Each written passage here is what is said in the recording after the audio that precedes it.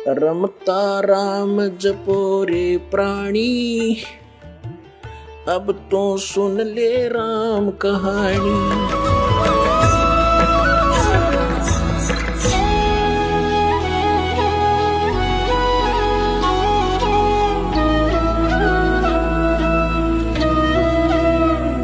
परमपिता परमात्मा पूर्ण ब्रह्म सर्व सृष्टि रचनहार कबीर परमेश्वर जी की असीम कृपा से आप प्यारी आत्माएं ये सत्संग सुन रहे हैं। सत्संग के अंदर आने से प्राणी को यह ज्ञान होता है कि हम कौन हैं, कहां से आए हैं, ये जन्म और मृत्यु का विधान ये किस कारण से बना हुआ है। हम प्रत्येक प्राणी इस बात से दुखी हैं कि मृत्यु हो जाती है, रोग और कष्ट शरीर पर आते हैं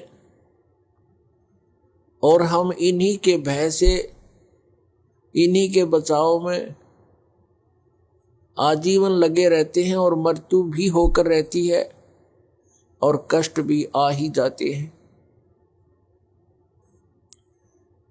जब तक हम सत्संग नहीं सुनते तब तक हम उसी व्यवस्था को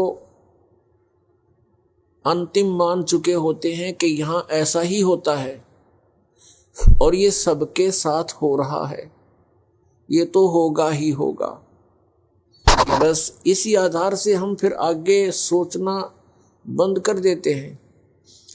जब हम सत्संग के अंदर आते हैं तो ये पुनर्विचार होना प्रारंभ होता है कि हम कौन हैं, हम क्यों मर रहे हैं और किस कारण से हम यहाँ यातनाएं सह रहे हैं। कोई भी प्राणी सुखी नहीं और सभी को कोई ना कोई परेशानी बनी ही रहती है। तो ये ज्ञान सत्संग से होता है और सत्संग जो यथार्थ ज्ञान होता है उसको कहते हैं सत्य माने सच्चा, संग माने जहां सत्य के आधार से ही सारी कार्य क्रियाएं हो, वचन हो, उसको सत्संग कहते हैं।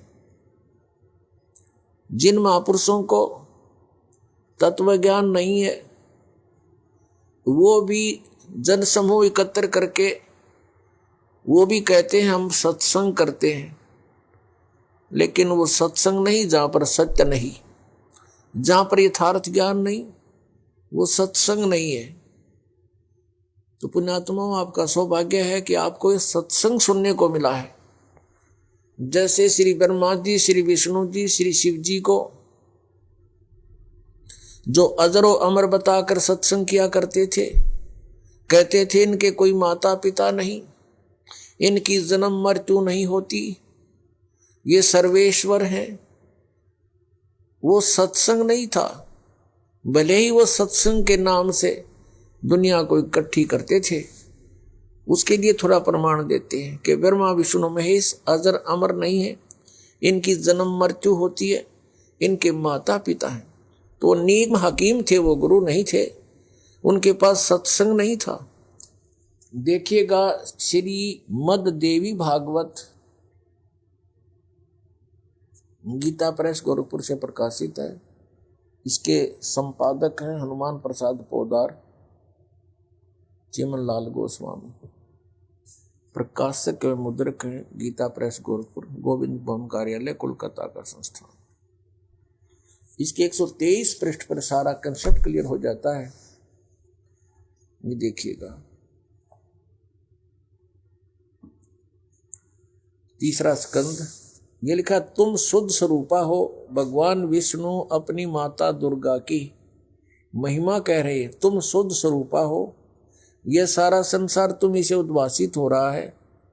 मैं ब्रह्मा और शंकर हम सभी तुम्हारी कृपा से विद्यमान हैं। हमारा आविर्भाव माने जन्म और तिरोभाव माने मृत्यु हुआ करता है। हमारा जन्म और मृत्यु होता है, केवल तुम ही नित्य हो, जगत जननी हो, प्रकृति और सनातनी देवी हो। स्पष्ट हो गया ब्रह्मा विष्णु महेश का जन्म मृत्यु होता, यह अविनाशी नहीं है। और दुर्गा को प्रकृति भी कहते हैं, ये भी याद रखना। भगवान शंकर बोले, देवी यदि महाभाग विष्णु तुम्ही से प्रकट हुए हैं तो उनके बाद उत्पन्न होने वाले ब्रह्मा भी तुम्हारे बालक हुए, फिर मैं तमोगुणी लीला करने वाला शंकर क्या तुम्हारी संतान नहीं हुआ? अर्थात मुझे भी उत्पन्न करने वाली तुम ही हो शिवे, संपूर्ण संसार की सृष्टि करने में तुम बड़ी चतुर हो।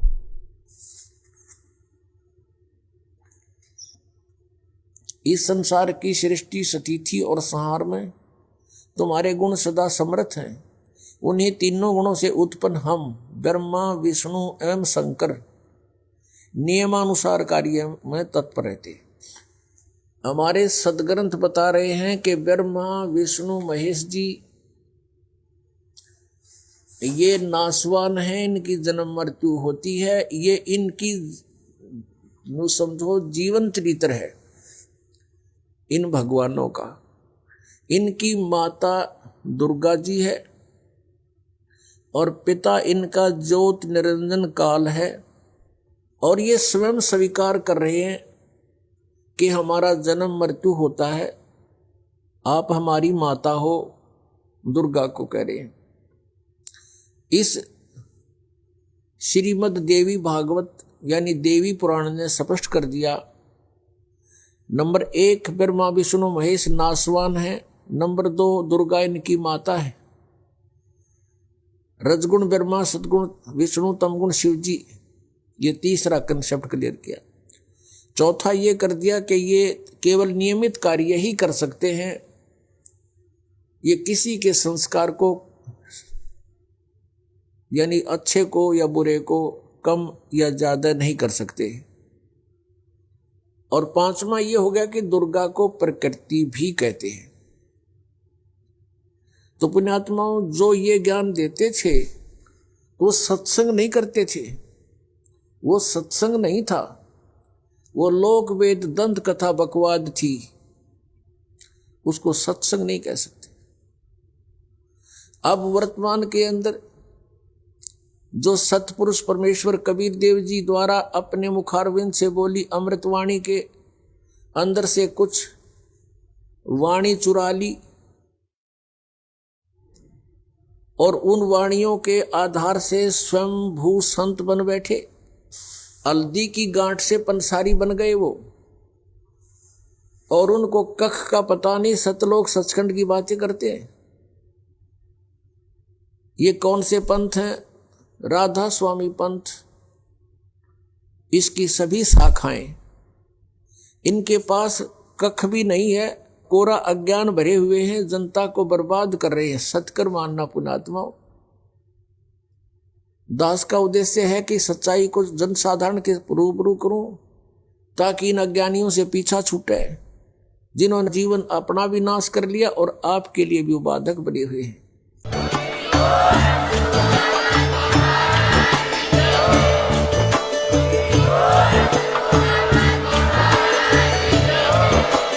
आप सुन रहे थे जगत गुरु तत्वदर्शी संत रामपाल जी महाराज जी के मंगल प्रवचन। अधिक जानकारी के लिए विजिट कीजिए हमारी वेबसाइट www.jagatgururampalji.org। संत रामपाल जी महाराज जी के शुभ आशीर्वाद से पूरे विश्व भर में 500 से भी ज्यादा नाम दीक्षा केंद्र हैं, जिन पर संत रामपाल जी महाराज जी द्वारा ऑनलाइन निशुल्क नाम दीक्षा दी जा रही है। अपने नजदीकी नाम दीक्षा केंद्र का पता करने के लिए संपर्क करें 8222880541।